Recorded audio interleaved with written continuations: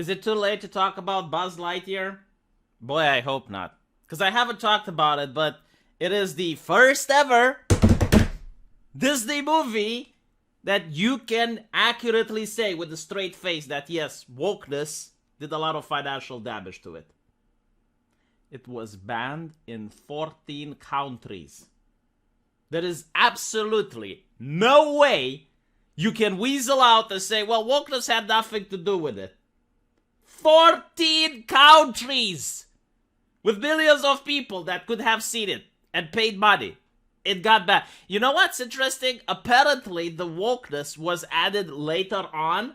Like, after they finished the script, some members of the intelligentsia, people more wise than you and I, social justice activists who know how to make social justice activism, but know not on how to make money, decided, oh, this movie, it needs some lesbian relationship, because otherwise the public will not enjoy it. Well, maybe the public would have enjoyed it, but we will never know, because it got banned in 14 countries. Now, what's interesting is that an actor, Mr. Chris Evans, he said that the people who are against this are idiots. You do understand that these are Islamic theocratic nations, inshallah, Chris Evans. What are you saying, you bigot?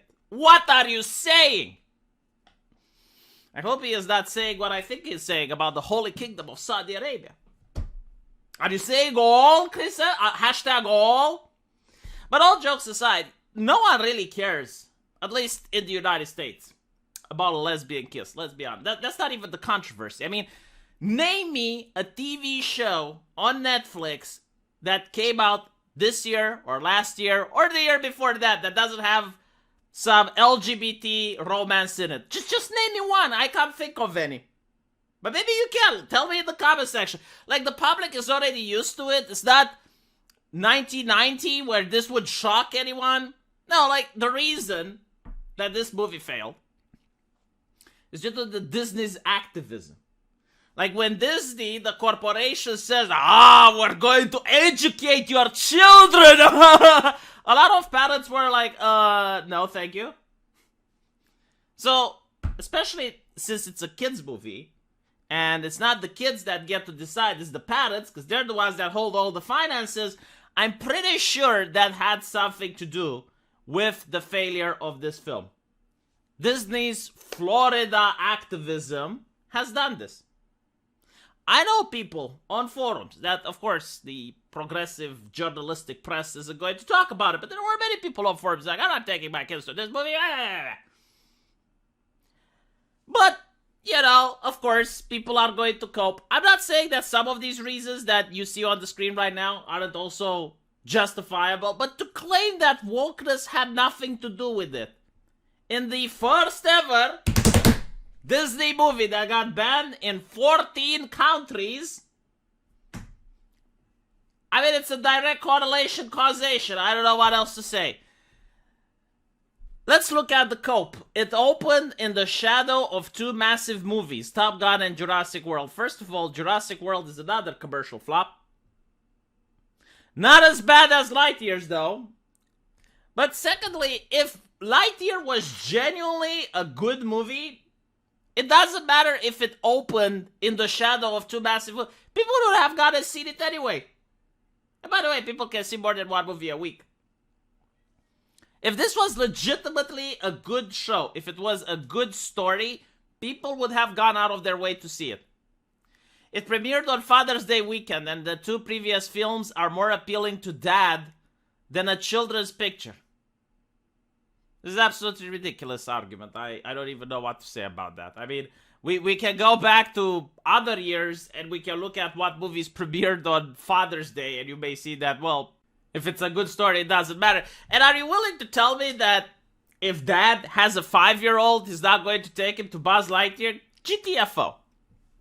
Movies are expensive, and considering the aforementioned holiday release, people were forced to choose what to see. A movie with my kid is easily $45. Yeah, but like, it's been a couple of weeks ever since Father's Day. Like, if it was such a good movie and you'd have heard people, oh my god, Buzz Lightyear is so great, so amazing, you'd have got to see it by now, but you haven't. Or at least people haven't. Disney Plus exists and many families prefer to wait, although it would be available at home. This argument applies to almost every single other movie. I mean, in the age of streaming, if you wait, you're going to see it at home. I reject this argument full-heartedly. Lightyear is Cars 3 of the Toy Story franchise. It's the origin story of a cartoon upon which the toy Buzz Lightyear was based on. If Toy Story fans love the franchise for any reason other than the lead of the latest outing, it wasn't for them. Well, I guess this might be a genuine criticism. Especially Disney has lost all originality. They keep milking their franchises. Instead of making something new, they're like, oh, well, let's make another Toy Story. I don't care about sequels, prequels, remakes, origins, and whatnot. Tim Allen didn't reprise his role. Oh, I do not believe for a second that this is the reason why many people... I don't think even 10 people had this in mind when making their decision not to see it. It's like, oh, well, you know, like Tim Allen didn't reprise, so I'm not going to see it.